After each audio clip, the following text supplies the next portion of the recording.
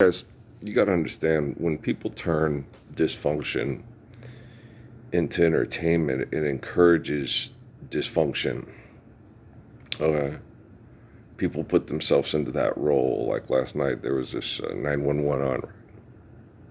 Angie Bassett's walking through this place and it's dark, and then she goes in and she finds this girl who's tied up and kidnapped by a insane person, right? And that encourages people to grow up to be that person, to be Professor Moriarty, to do that stuff. You encourage what you do. Right? And then so these people, I want to research, I want to solve the disease. So if you want to solve disease, stop researching. Okay. Stop trying to give people anecdotes to poisoning and stress, and then be called a success by the people that stresses them and poisons them. You know, why do you get dressed up in a uniform and grab a flashlight and a gun and go retrieve a woman who's being sexually assaulted by a sociopath that you trained with your system, right? Now, human beings don't need a lot of encouragement to be an excessive, compulsive hunter-gatherer sociopath. Right? A lot of them have done this for hundreds of thousands of years. And then they think they're fucking experts at it. It's like, it doesn't take a fucking expert to be a complete selfish fucking asshole. You an expert at it, right? So, and there's no, like if, like they murdered Bob Marley with cancer. And people, he did this and that and that. They poisoned the man to death. The Tuskegee experiment, never mind. Okay, so how do you poison people to death and then market it as a disease? Okay? An act of God. An act of nature. This person died from it. And most people you see on TV, when you watch the things and they put out the videos on YouTube, this one died from pancreatic cancer, that died from this, and stressed and poisoned to death, stressed and poisoned to death, stressed and poisoned to death, stressed and poisoned to death, stressed and poisoned. But almost all these people you hear about, some people, they'll say natural causes. Okay. And you're like, it wasn't natural causes, it was stress and, stress and abuse and death. There are very few people in the world that are not stressed and poisoned to death.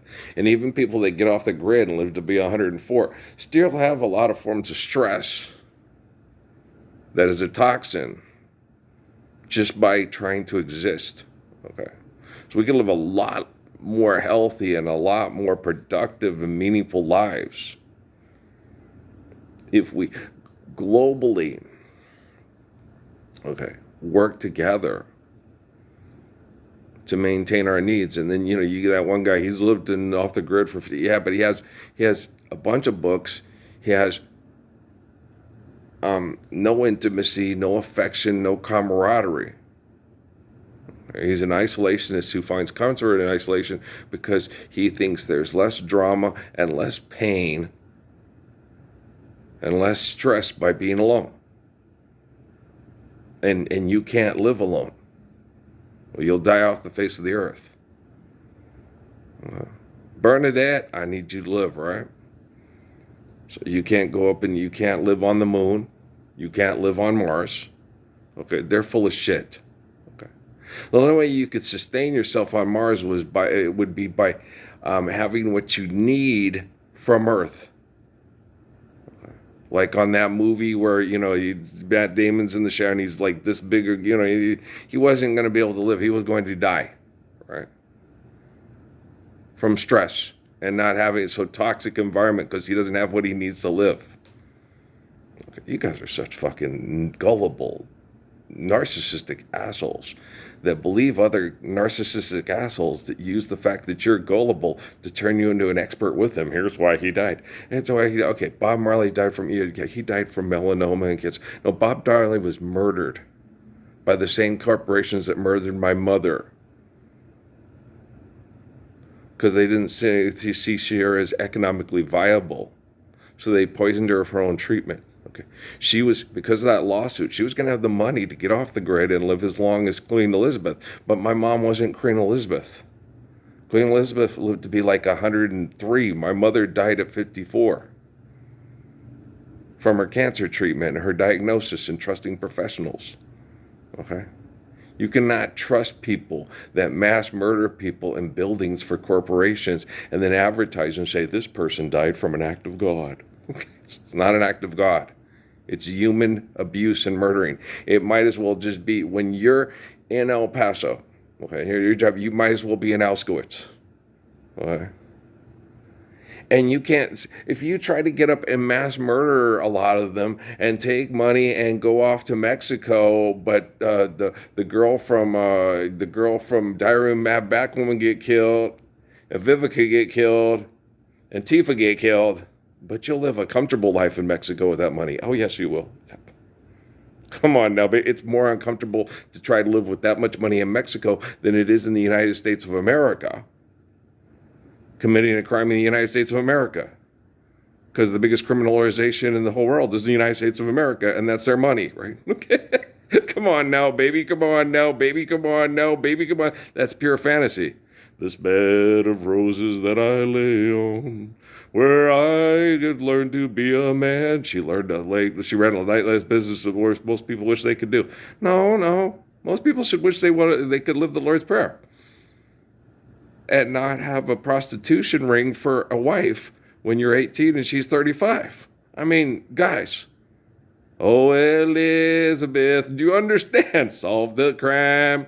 Is it Elizabeth? I don't know. You people are nuts. Okay, and you sit and you watch this stuff and you're entertained by your own murder.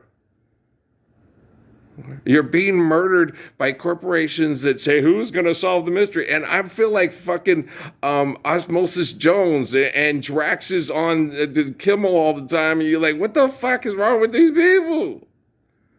You just need osmosis. Get rid of Drax.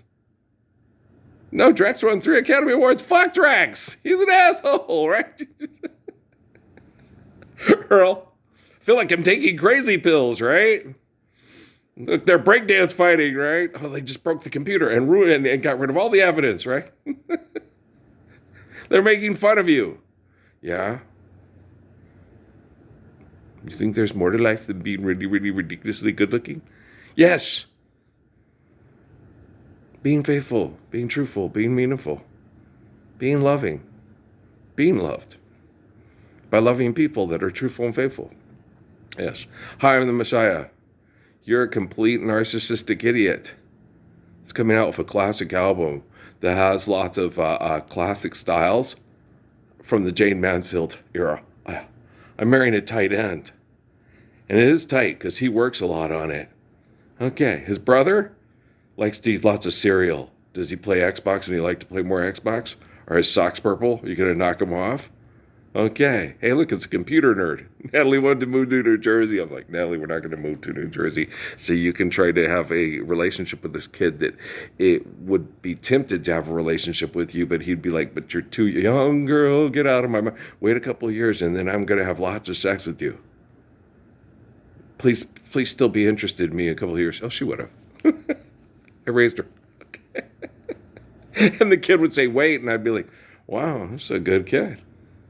He doesn't want to get in trouble and arrested. He doesn't want to be Jared from Subway. Oh, that's a good guy.